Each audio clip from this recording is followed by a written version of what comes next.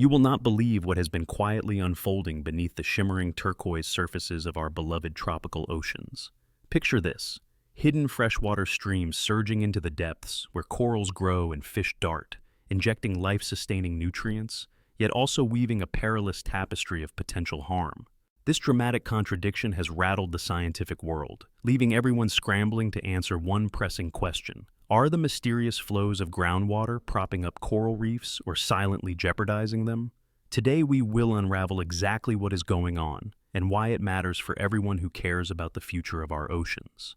In this deep dive, we are tackling the puzzle of how land-based groundwater finds its way beneath sandy shores and rocky edges, creeping silently into coastal waters, often unnoticed.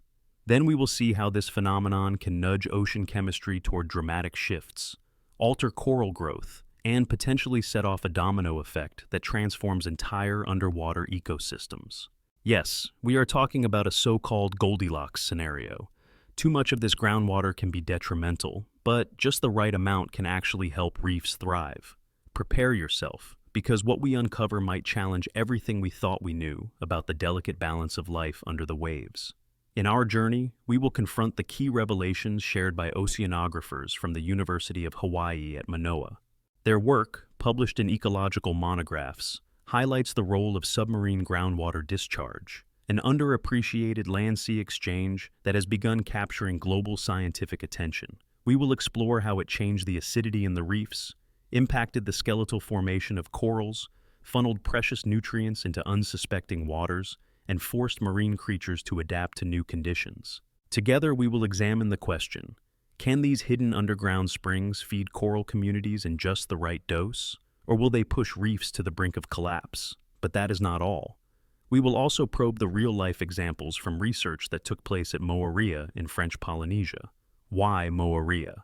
Because it stands as a living laboratory where local fishers and visiting scientists have joined forces to identify previously overlooked pockets of fresh water seeping directly into the coastal waters. Their findings revealed unsuspected transformations in how reefs take in and release carbon, how algae populations explode or deflate, and how this entire chain reaction determines if corals can continue to grow.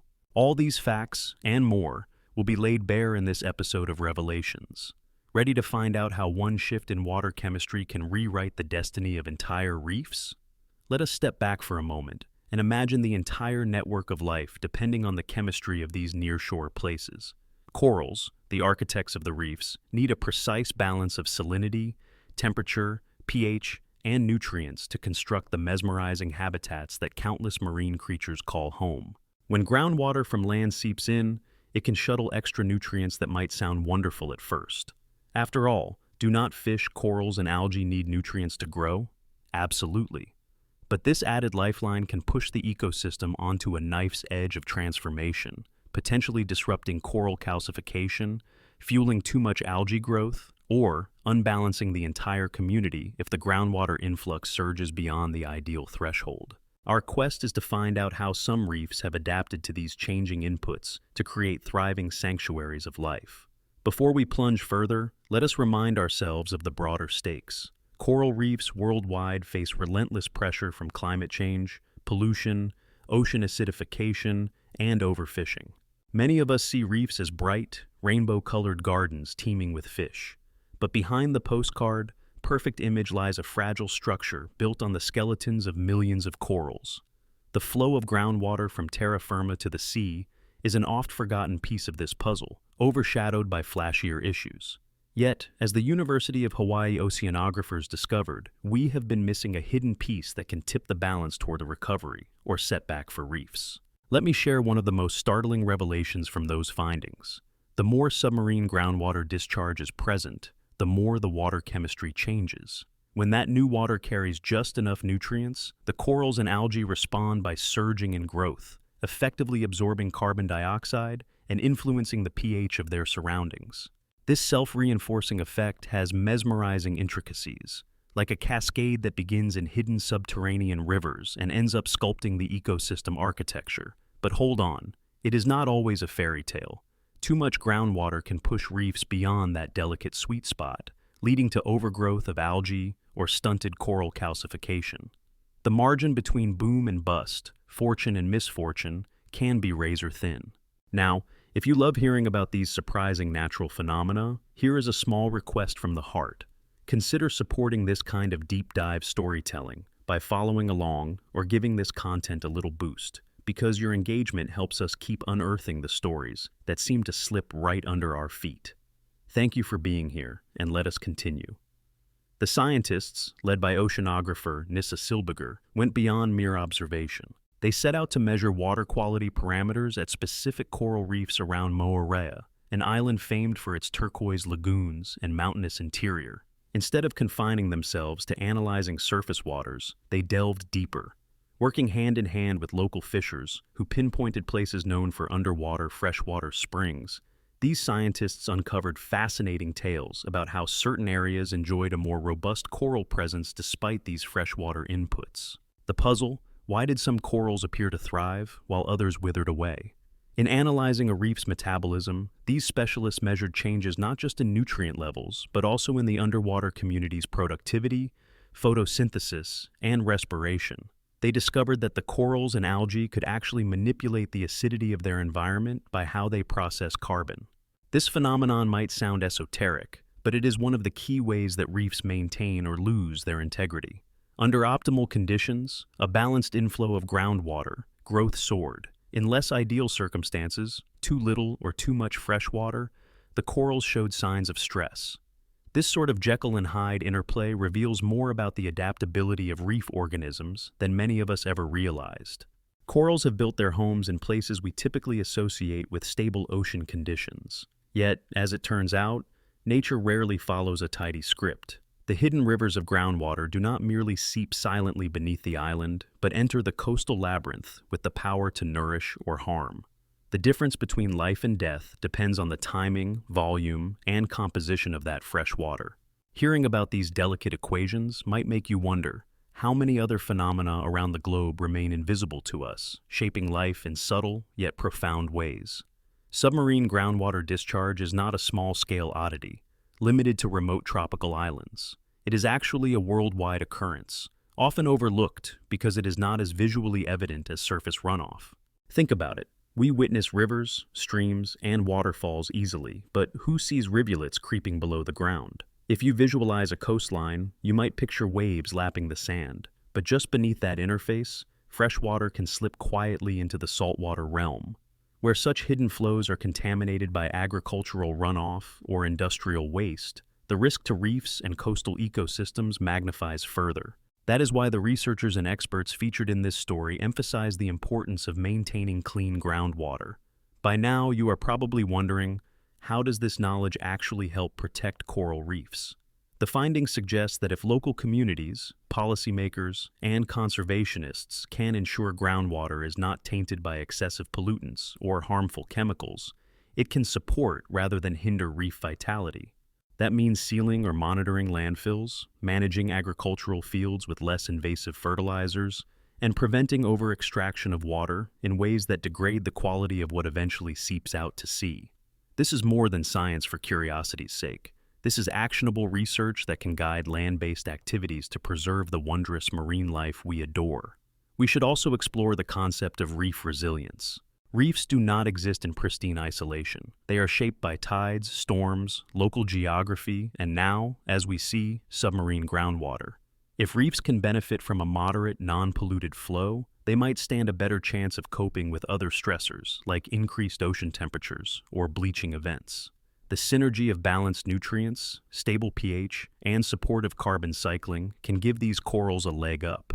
Conversely, if pollution runs wild and the groundwater is foul, any advantage gained from additional nutrients will be wiped out by the onset of algal blooms, rampant diseases, or chemical imbalances that corals cannot overcome. In one particularly telling example from Moʻorea, the researchers noticed that reefs experiencing a gentle infusion of nutrient-rich groundwater displayed more robust coral growth rates, possibly due to the synergy between photosynthetic organisms and corals themselves. But at a nearby spot with a heavier influx of groundwater, the pH levels dropped too sharply, stifling coral calcification.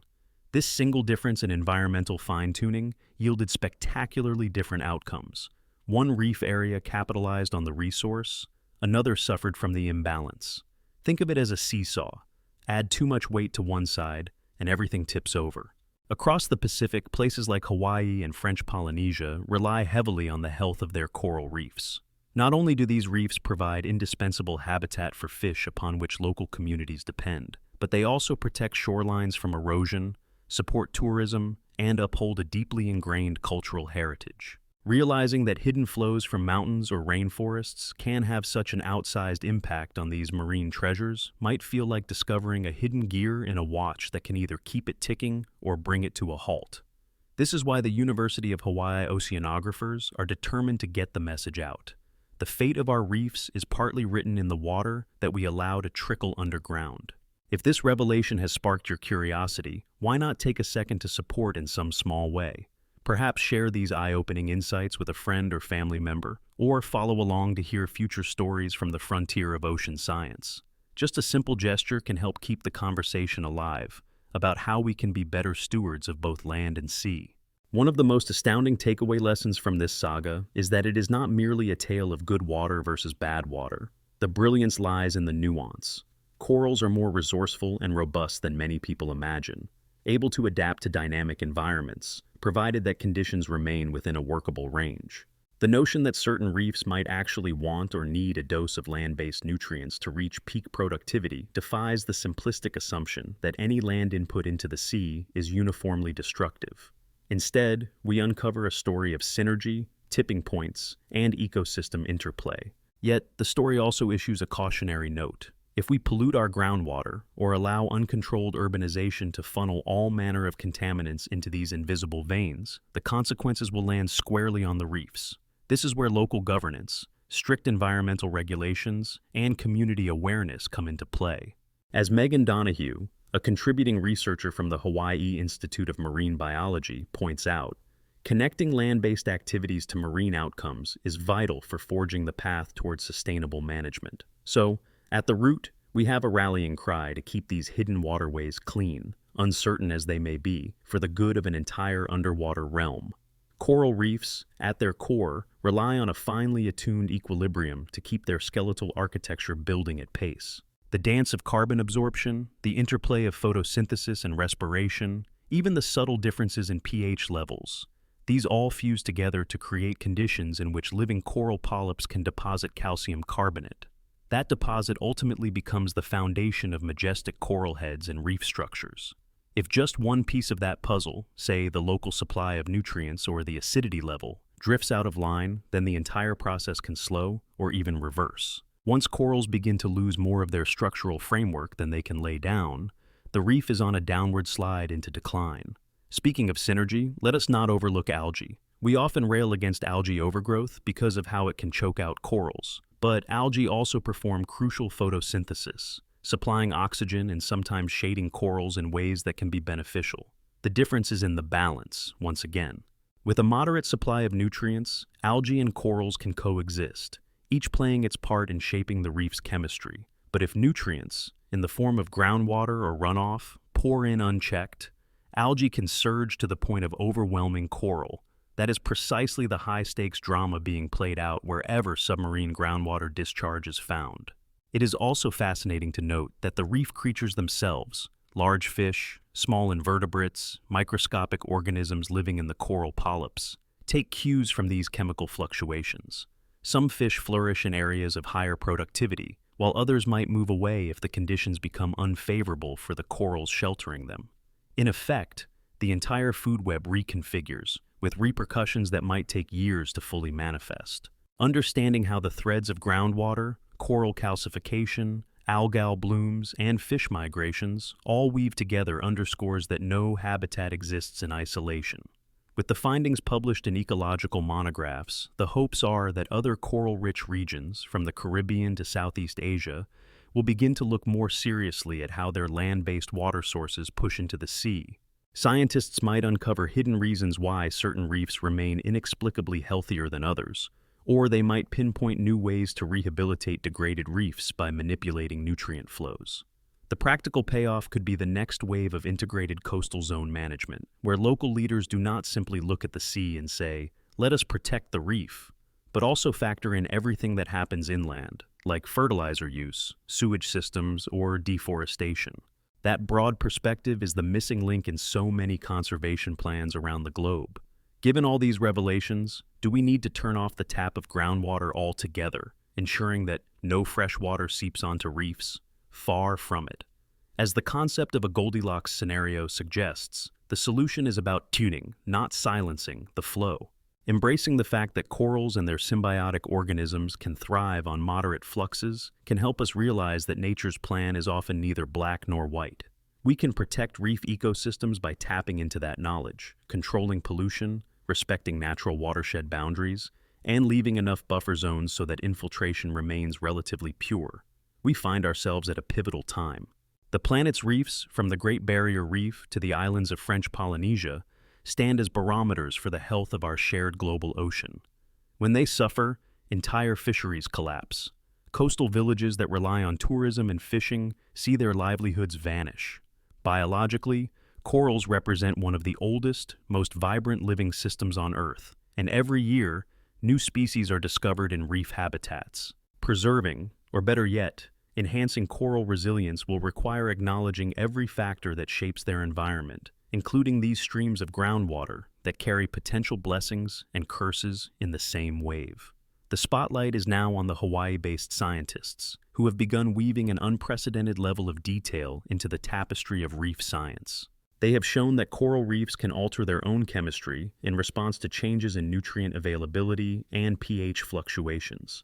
The significance of this dynamic capacity could open up new horizons for coral gardening efforts, where humans actively assist corals in seeding new patches of reef. If managers, scientists, and communities can coordinate the perfect just right level of groundwater input, legitimate restoration initiatives might flourish, giving battered reefs a fresh lease on life.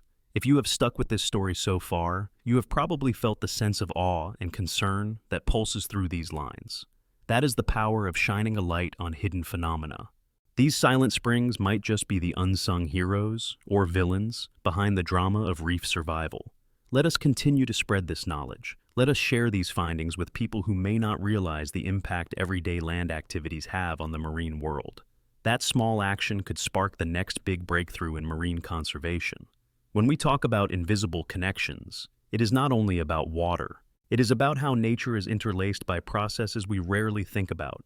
Our conversation today may sound focused on corals and groundwater, but it also speaks to a broader truth. We are all part of multiple webs that can pivot quickly from renewal to destruction.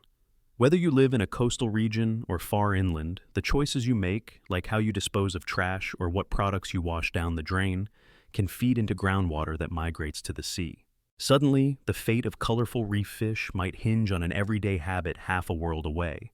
That is why the new findings about submarine groundwater discharge hold everyone's attention. We can no longer separate land from ocean, or farmland from reef, or a city's sewage system from a colorful lagoon.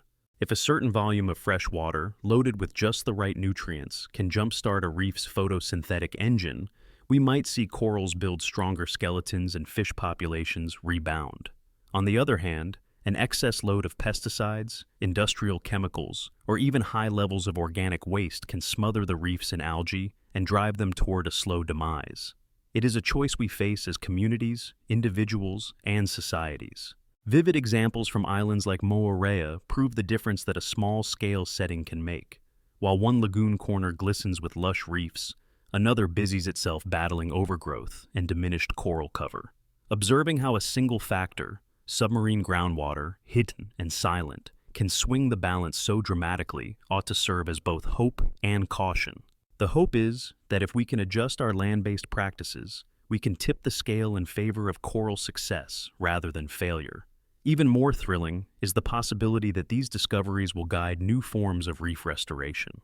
If we can translate these oceanographers' measurements into practical guidelines, such as the ideal ratio of freshwater to saltwater, or the precise level of nitrates and phosphates that fosters coral growth without unleashing an algal invasion, then future reef managers might have a blueprint for engineering small-scale interventions that encourage healthy reef expansion. That is not science fiction, it is the emerging strategy of ecologists and conservationists who have begun to realize just how crucial these hidden watery highways are. As we bring this story to its close, take a moment to reflect on the significance of submarine groundwater discharge. The next time you walk along the beach, perhaps you will imagine fresh water percolating beneath the sand, carrying ephemeral gifts to the corals just off the coast. You might wonder about the water under your home or city, pondering whether it, too, finds a path to some unsuspecting reef. What could it be carrying? Lethal pollutants or lifeblood nutrients? Coral reefs, those resplendent underwater kingdoms, depend on more than the brilliance of sunlight filtering through the waves. They rely on the synergy of land and sea, a synergy often hidden from plain sight. Thanks to the tireless efforts of oceanographers at the University of Hawaiʻi at Manoa, we have a more complete map of how vital this synergy can be and how perilously it can be undone by neglect or ignorance. By embracing this knowledge, we have a chance to rectify the mistakes of the past and set ourselves on a path where reefs continue to flourish, shimmering with vibrant life for us and for future generations to marvel at. So, there you have it, the story of a quiet subterranean shift that can transform entire coral reef ecosystems. An ode to nature's subtlety and a testament to our responsibility to safeguard the waters we do not see, all knitted together by the unstoppable currents that connect land and sea. May the lesson that a bit of groundwater can be a blessing in the right quantities, yet a curse in excess, help us approach conservation with humble wisdom and unstoppable wonder.